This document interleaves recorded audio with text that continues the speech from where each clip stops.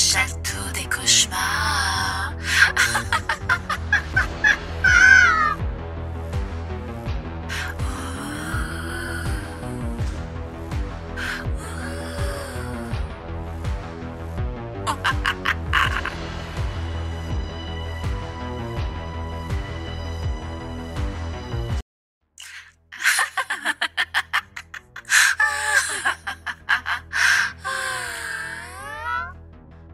Bonjour, oui, vous, toi qui es débarqué haut, toi courageux, qui vient de débarquer dans mon château des cauchemars. Ah, ça fait si longtemps que j'ai pas eu de visite. Assieds-toi. Veux-tu que je sers un café? Oui, avec une petite goutte de sang, bien sûr. On refuse jamais une petite goutte de sang.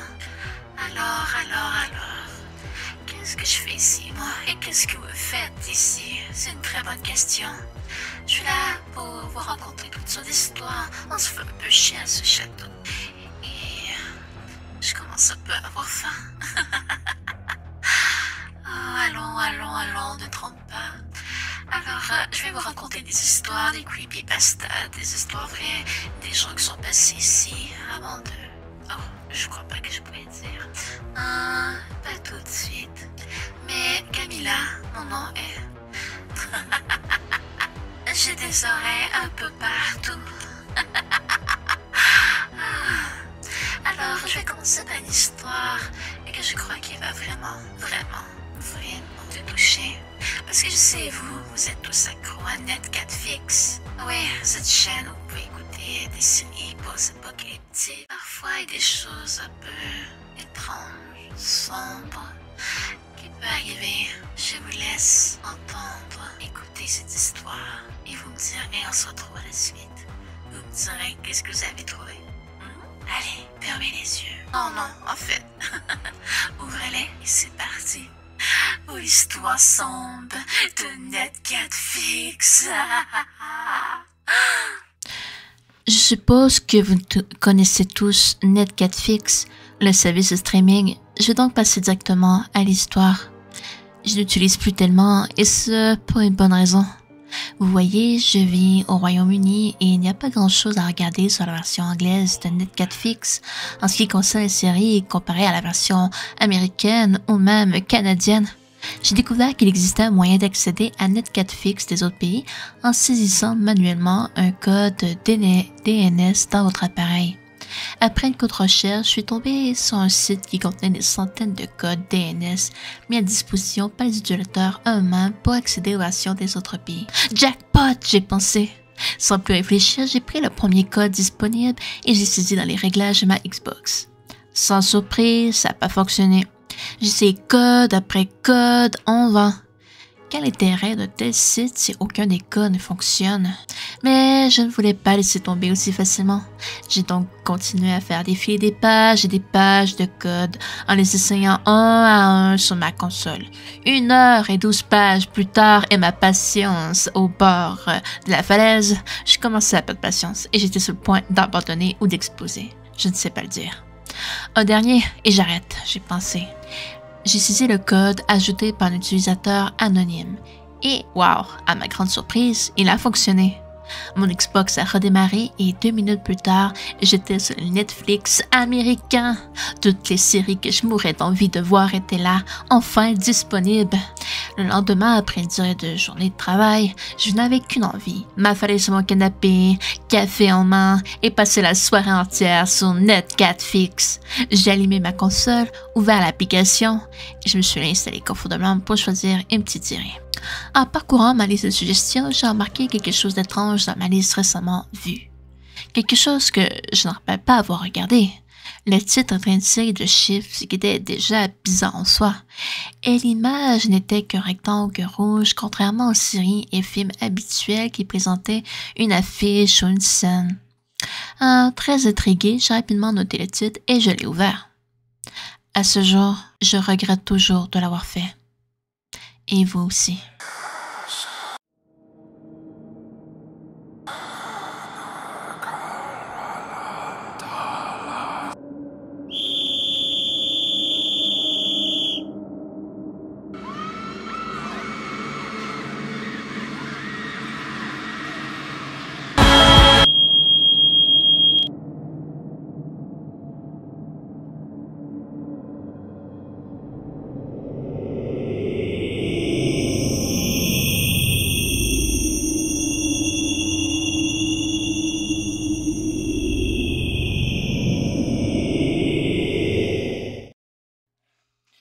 Cela n'a duré que quelques secondes, mais j'avais l'impression que c'était des heures. J'étais tétanisée, terrassée par une sensation de mal-être profond.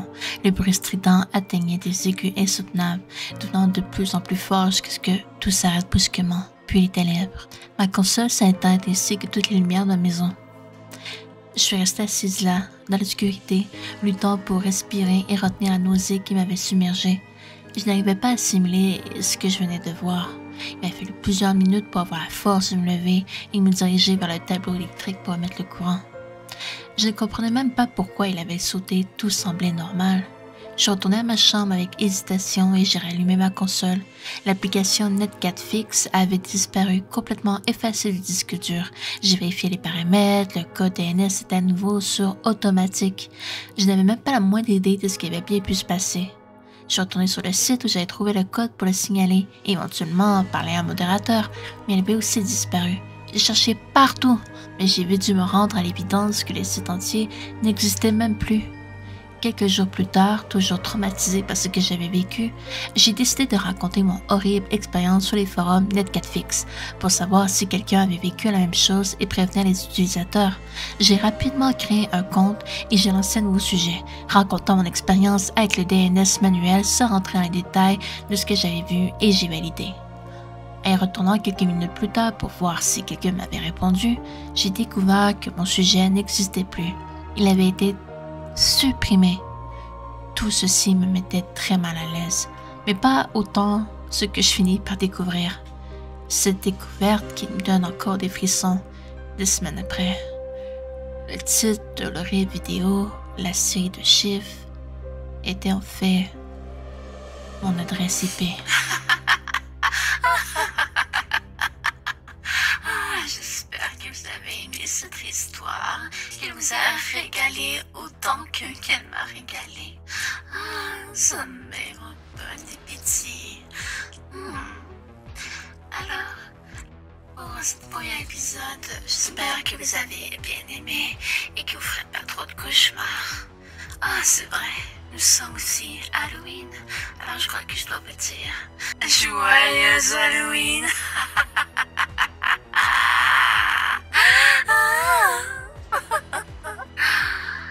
On se retrouve bientôt dans un prochain épisode.